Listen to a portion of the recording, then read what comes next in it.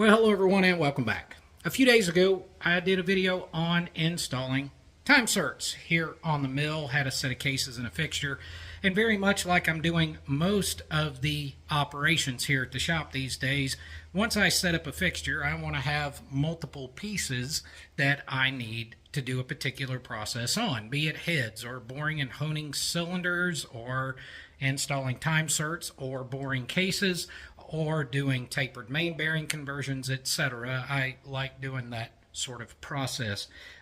Much of the time in a machine shop is actually fixturing, and then it saves you a lot of time when you can do multiple procedures with the same fixturing. So that led me to today's video. I've got another set of cases here on the mill that I've already done the time serts on, and I will be boring those cases as well for 117, and then I've got 2 or 3 more to do after that. Now, when reading through a bunch of the comments and some of the emails and things I got, the video was actually referenced on a Bridgeport Mill forum. And it's a place where a lot of people go that are kind of newbies to the machining world. And I saw a lot of questions on how exactly do you zero something like that in. And this is also kind of a way for me to show you guys a little bit of precision and some options, dial test indicators and all that sort of stuff. So how do I fixture up an engine case when I do time serts and bore the cases and all that type of stuff, and what level of precision do we maintain? We're going to answer that question, or those questions, on today's video. So stick around.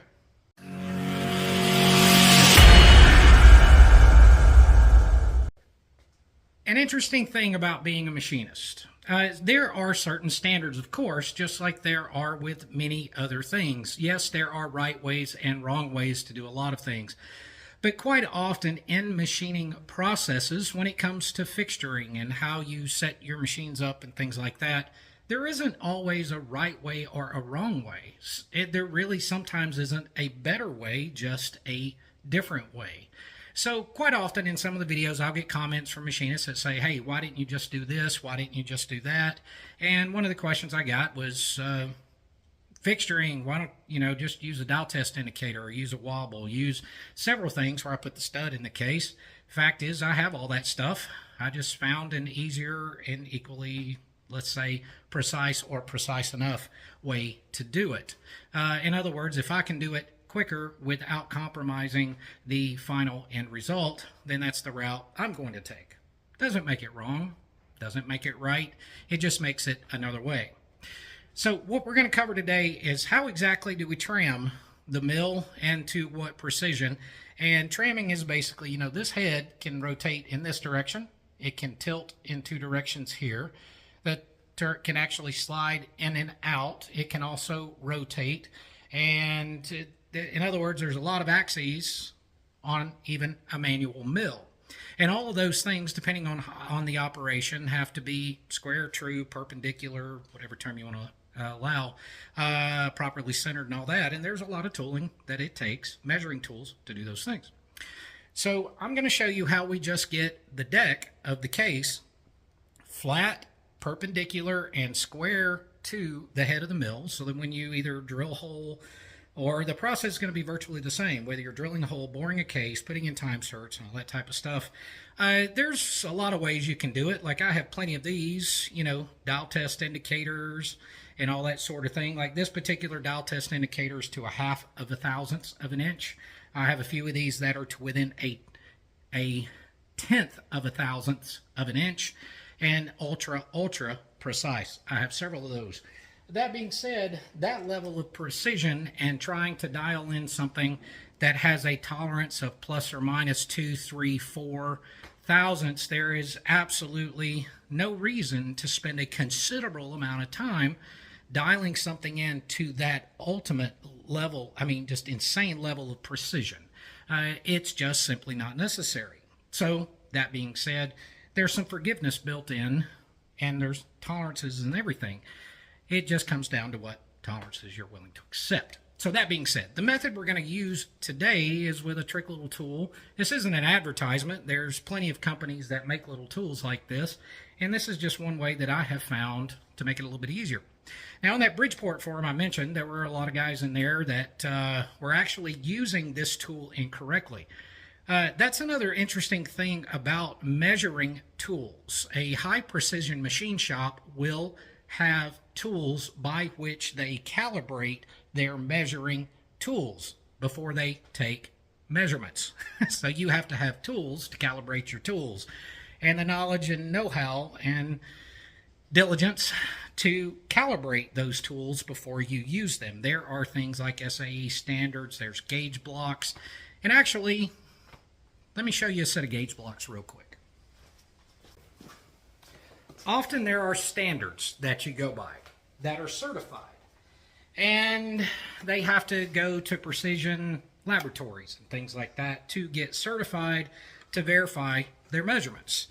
One of these things are gauge blocks. Now, gauge blocks can be used for all types of different things. They can be used for, on sign bars to machine very precise angles and things like that on manual machines like this. They can be used for a lot of different things, but one great use for them is to calibrate your equipment.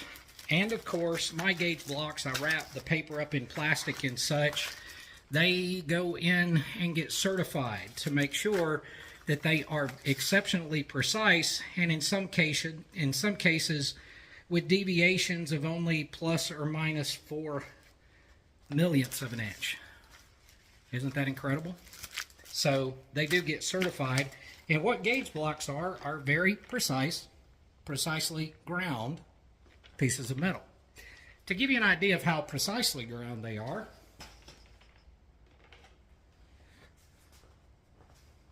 let's take a couple of these. These are 2 gauge blocks. This one measures 600 thousandths of an inch precisely. This one measures 550 thousandths of an inch precisely. And you can see they are not magnetic. However, the surfaces are so precise. If you slide them together and remove all the air from between the 2 surfaces, they will hold themselves together. Yet, there we go. It is not magnetic. Quite a thing, huh? Very cool precision. Now, things like this are what I use to calibrate all the measuring tools that I have. Dial calipers, micrometers, things like that. And also you can compare your standards to these as well. Standards are pieces of metal that are also ground to very precise sizes. So, interesting thing, gauge blocks. Now, in a scenario like this, where we're drilling holes and large holes and things, you don't really require this level of precision. So let me show you a quicker, easier way to tram in your mill. Local fire department. This is a calendar, right? This calendar has a number on it. That number enters you into a drawing to win a pew-pew. And there's some really nice pew-pews in here. One calendar purchase gets you chances to win a pew-pew. Drawings are held on the 15th of every month. And if some of you are out of state, we do have a local FFL that would ship a pew-pew that you may win to your local FFL. You just pay the shipping and then whatever background check fees that you have to pay in your state. But you can win a pew-pew. And you're donating $40 to a very cool 100% unpaid volunteer fire department that really helps our community. And I have to tell you, I did sponsor a pew-pew and a calendar page myself. And it's a really nice Henry lever action. Lever action 22. So there are some great pew-pews in this calendar. $40, and I'll also leave a link in the description if you would like to donate and purchase one of these calendars and a chance to win a pew-pew. And $40. We'll have a Venmo as well as a PayPal link. So if you guys are interested in that, supporting the fire department, that would be awesome. Now, this little gadget right here, this isn't a plug for anybody. There's a bunch of companies that make this tramming tool. I keep it permanently mounted into an end mill holder here. And one of the biggest mistakes that I saw with folks not really understanding how this works on this other Bridgeport forum and stuff is they forgot that you have to calibrate tools. All right, and it's actually a relatively simple process. All we have are 2 gauges here, and each of these are at 1/2 of a thousandths of an inch. So that's 0.0005 inches. Think of how small that is. One increment is 1/2 of 1/1000ths of an inch. All right. So in calibrating this, there's one little way you can do it. This is a little magnetic checking tool, as I'd mentioned about, standards. And that can be used, and I'll show you how to use that here in a second. But engine cases are made out of aluminum, so a magnetic tool doesn't work that much. So one of the things that we want to do is to calibrate this into one particular spot, and we want to calibrate it on our X and Y axis. Okay? Now, before anybody asks, yes, the table has been trammed. I'm just verifying that the case, because I could have a few thousandths difference with this in this fixture versus the table. So as long as I'm straight here to the case, I'm going to be good. That being said, all I have to do is make a little mark at this point right here. All right, now I'm going to take and raise and lower this, or just simply adjust it to 0. Dead on 0 right there on the first gauge. Now, all I have to do is rotate the tool around to the same exact spot, and then I can dial in that gauge. Now, the second one is at 0 now. So if it's at 0 here, and I rotate it around to the same point, I should be back on 0 here, and I am. Okay, so that being said, once I've dialed and calibrated this in, I should be perfectly level. However, I'm not. If we look closely, we'll see I'm on 0 here on this side. I just moved that, so let's do that again. I'm on 0 there. Let's double check it one more time.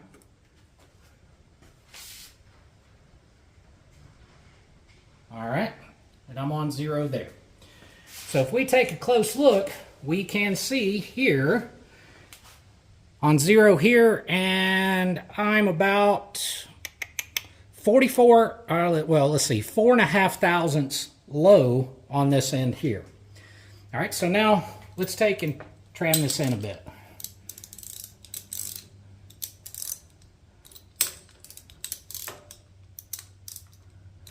We want to leave just a little bit of friction on the adjusters, and what you may not be able to see in the video here is I'm adjusting the tilt. And we need to adjust this to 0. And it doesn't necessarily have to be to 0, it's just both gauges have to match. That's the idea, is to match them.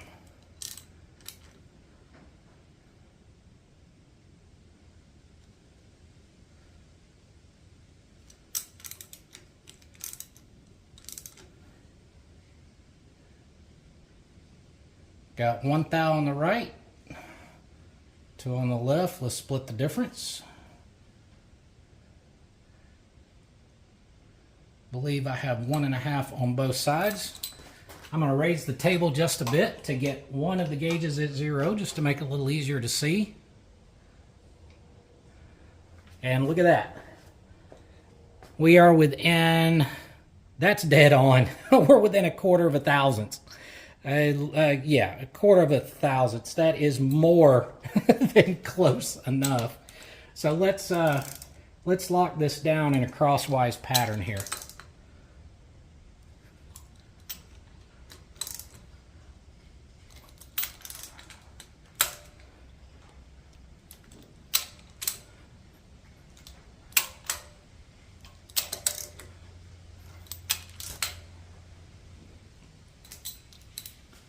And we still maintained our 0. Okay, now we have to do it in our y-axis. Since our gauge is already calibrated, we don't have to change anything there. Okay?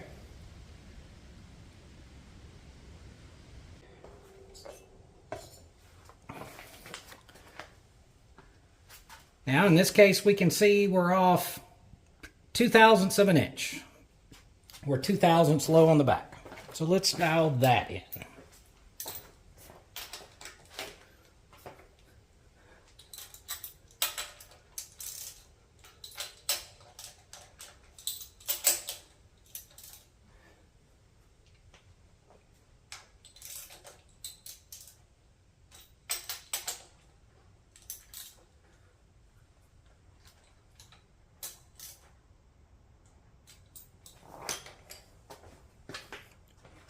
Okay.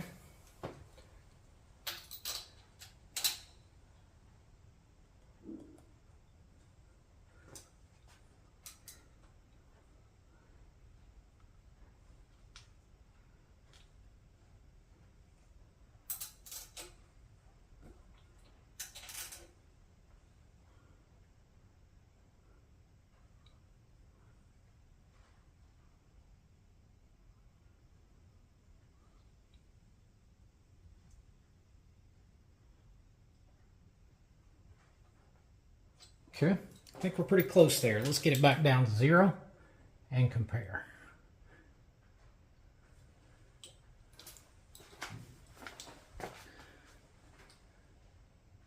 We are to within 0.5 of an inch. Let's see if we can get it just a little closer.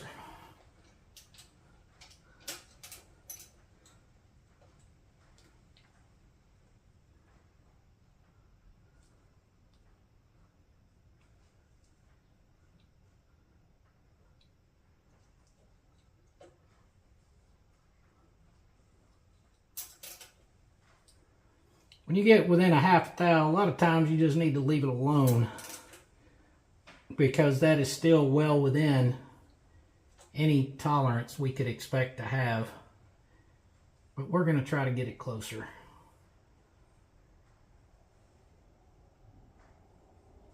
I believe that's got it.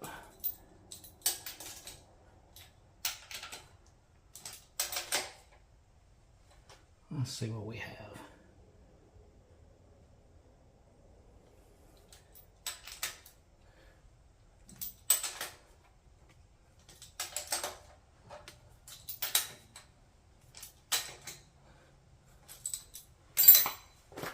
Same thing.